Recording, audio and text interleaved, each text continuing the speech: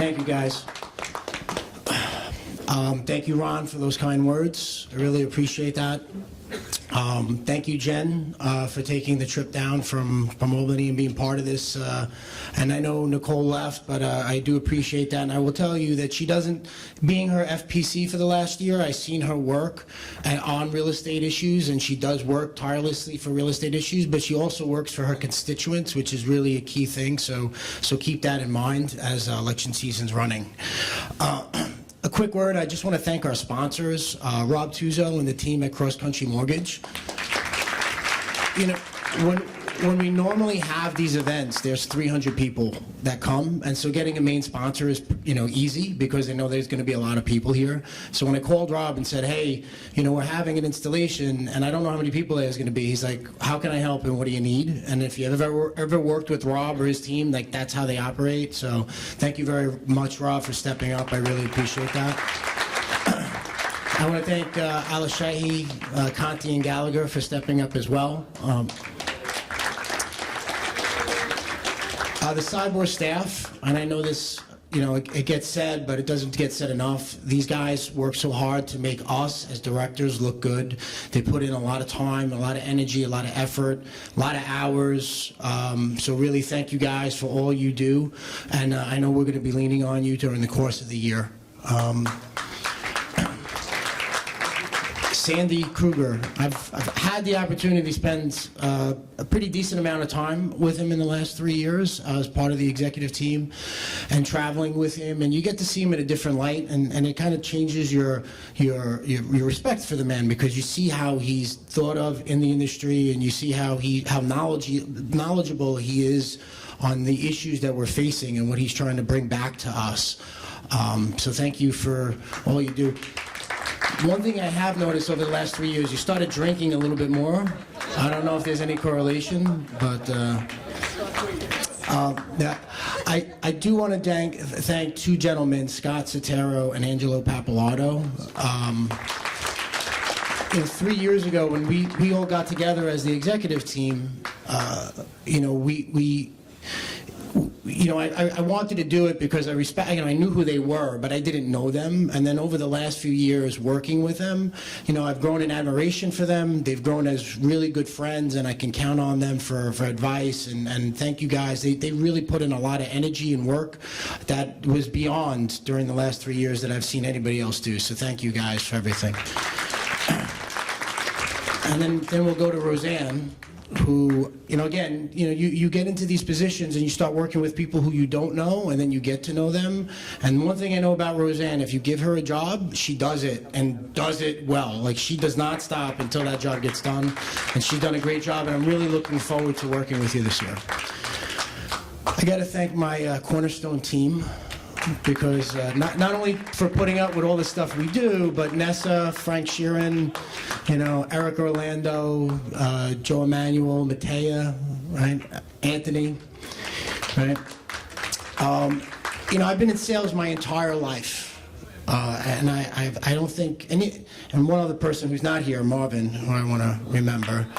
But I've been in sales my entire life. I don't think I've ever worked with a team of people who are as dedicated and as passionate, but more importantly, genuinely happy with each other's wins than the people that I work with. So it makes it really, really easy to come into the office. I can't have this without mentioning my mother, otherwise she'll cry the entire way home. So she has been my biggest supporter. And my father, who's not with us, and if you think I could be a tough guy to deal with, you've never met my father, who was a very, very interesting gentleman. I want to thank my daughter, and my one daughter this year, my other two that couldn't make it. She's literally been with me the whole time. She used to come to the office with her, briefcase of crayons, drawing pictures of houses to help me sell, and now she works with me. So thank you very much. And I'm saving the last for my wife, my beautiful wife, who's really been my rock. We spend a lot of time and we do a lot of things, but it makes it easier when you have somebody who understands what you're doing, why you're doing it, and backing you up the whole way. So thank you for everything.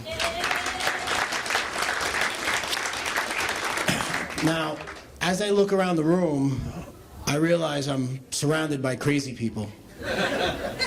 Crazy because at one time, it's true, right? Because we all made the conscious decision to go into a profession with no guaranteed income, no guaranteed benefits.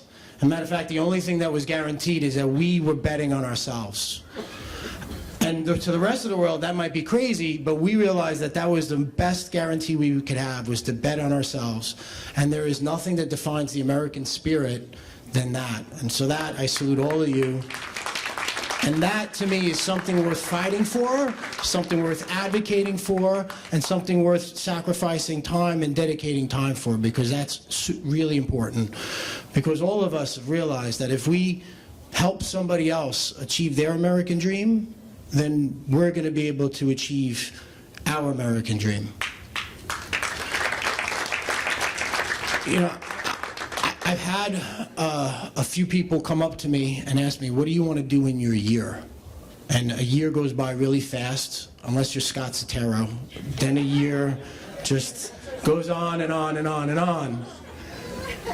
But you know, one of the things that when Angelo and Scott and myself had gotten together, one of the things that there was a few things we talked about, things that we wanted to do together as a team.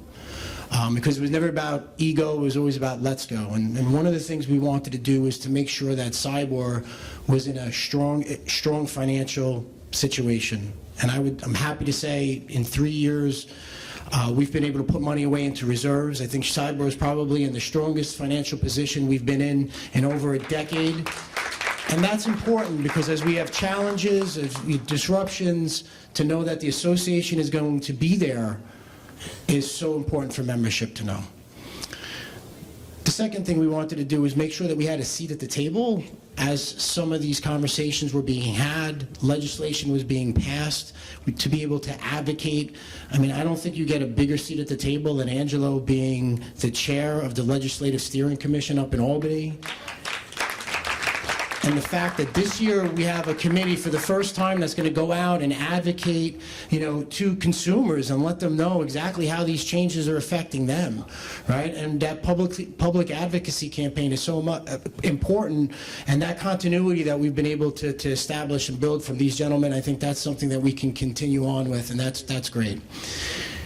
But the last thing that we're here, and if we could do anything, and I'm going to ask, this is where I need all of your help, is that we all have to find our replacement, right? I'm standing here today because a decade ago, Neela Nuzzi asked me to get involved on the board, because when I didn't know what I wanted to do, Dil Galani sat there and talked to me on Forest Avenue and told me that there's people in a room making decisions on a business that you love, and this is how you feed your family, you need to be involved, right? That Georgiana Diaz gave me an opportunity to develop leadership skills by putting me in charge of committees. And then when I became a board member, Ann Coppola sat there and told me the importance of being on the board and what we should be focused on and what a good board member does. And because people like Ronnie Molko were a sounding board for me while we were here and we were going over some of these issues. Or that Scott Sotero was someone who I could, you know, talk to when we had, and encouraged me actually to step up into executive teams. None of these people, and there's a host of others that if I missed you, it's I could go on and on. But all of these people, none of them had a vested interest in Frank Rizzo being here. But they did have an interest in finding people who are as dedicated, as passionate, and as serious about the business as they were, to step into that position to lead the industry forward. So I'm asking all of you, right, find somebody, get them involved in a committee, have them come to an event, find your replacement, motivate them to get involved, because we're at our best when our industry and our members are engaged, right, because that gives us a louder voice and that keeps the industry strong. So I am really excited to work with all of you this year. I'm looking forward to a great 2022 where we could all see each other and get re-engaged again, and let's enjoy the rest of the night. Thank you. Thank you.